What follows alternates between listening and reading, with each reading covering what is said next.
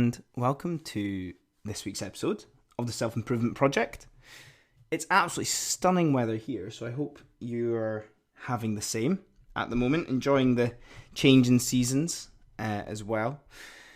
And thank you if you have been in touch or been in contact recently.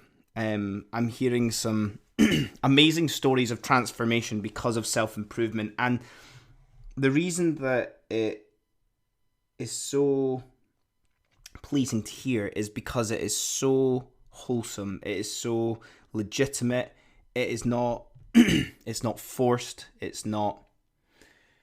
just feels very natural and wholesome with the changes that people are making to their lives. And there's no expectation. There's no expectation beyond that.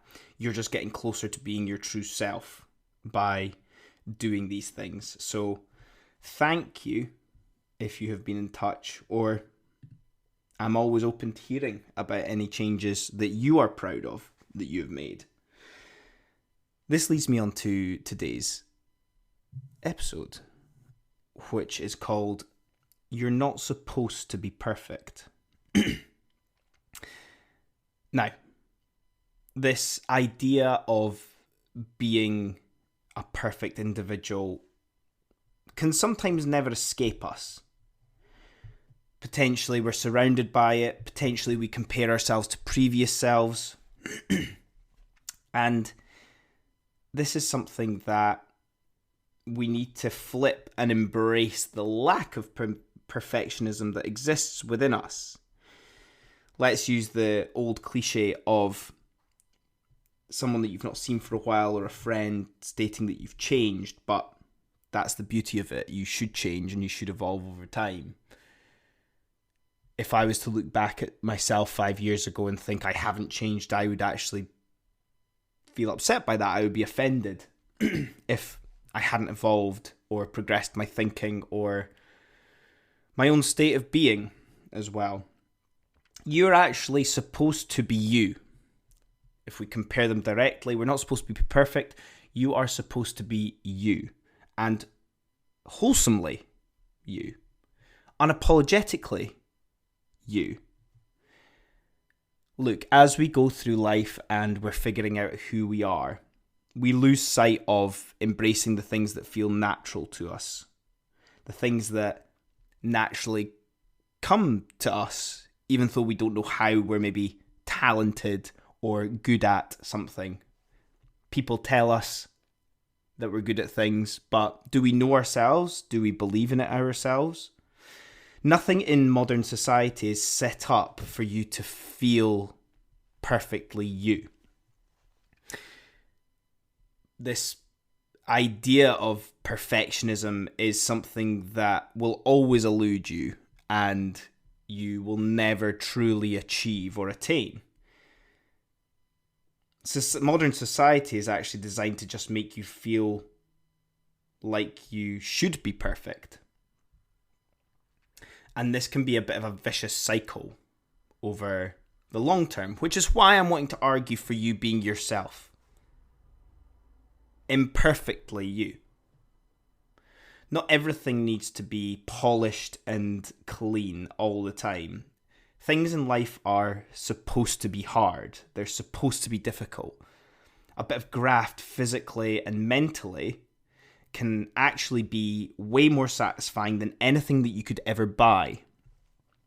It comes back to that classic argument over or between earning something and buying something. You can't buy a loving family. You can't buy a home. You can't buy a perfect relationship. You can't buy fitness. You can't buy health. If you do, it's all temporary and you will never actually feel the same satisfaction because you've not put the work in. We sometimes use perfectionism as an inspiration for ourselves, which is maybe a bit of a positive spin on it.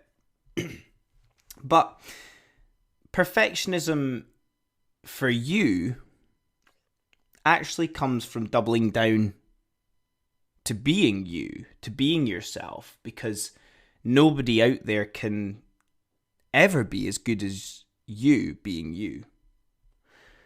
Perfectionism, I like to think of as quietly getting along with things that you want to without worrying about anyone else's thoughts or what anybody else thinks. Perfectionism is finding out what works best for you within your control. Exercise. What exercise do you like and are actually quite good at naturally? How often works for you? What mixture of things work for you? Diet. We all have individual genes. So why on earth do we all follow the same script when it comes to exercise, diet, what we do exercise, what we eat diet-wise? Oh, you should get 8 hours of sleep every night for the perfect level of sleep. Everyone's different. What about your hobbies? To go back to the start, do they evolve? Again, the beauty of this imperfection side of things is that only you can discover those things and do them in your own way. That's what perfectionism is. Your limitations are the things that allow your strengths to shine through. Stop worrying about the things that everyone else is good at and you're not, because you'll be better at other things that they will never be able to get close to with you. As I said before, nobody can be better at being yourself than you. Everybody has their weaknesses, but we spend too much time obsessing over them rather than finding flow in the things that we're actually great at. Flow can, similar to happiness, can be described as this unattainable thing that is really hard to get. But if you're actually doing the things that you're good at often, then surely finding flow and happiness is easier, no? For instance, I really enjoy playing football. I play it when I want, on my own terms, and focus on the things that I'm good at when playing. And without a shadow of a doubt, I find flow every time I play. What's an example that you could think of for yourself? How would you fit it into your day or into your week? No wonder we can feel so unhappy in our lives when we're prioritizing work for a third of our lives, and whenever we have free time, we end up prioritizing social occasions too often. Considering that both of these things are not designed for humans to thrive in. Look, we get benefits out of work through mastery and progress and pushing ourselves out of our comfort zone. Social occasions are wonderful for catching up with people in a form of escapism from the stresses of real life and actually just enjoying the company of others. But when we have those two things combined and no time to find the things that we're really good at that can bring us so much joy in life, then do we really know how to live? Like I said, they can be forms of escapism that can be useful at stages, but let's think about balance here. Are we doing enough of the things that we're naturally good at and that we enjoy to help us live an imperfectly wholesome life? Or are we doing the things that everybody else in society is telling us to do and we're just copying that, falling into that trap? And that's us today. So how can you be more of yourself in a way that's not perfect to the world, but it's perfect to you?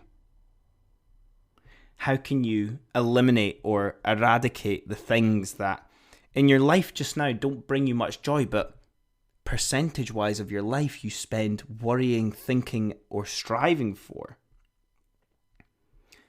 What are some of the imperfect things about you that actually make your life worth living, make you interesting? What are some of the things that you could discover after listening to this that you want to explore more? that you have curiosity around that might help improve your peace of mind and happiness day to day. What do you think? Let me know. I would love to hear from you as always. And otherwise, I will see you all next time. Cheers.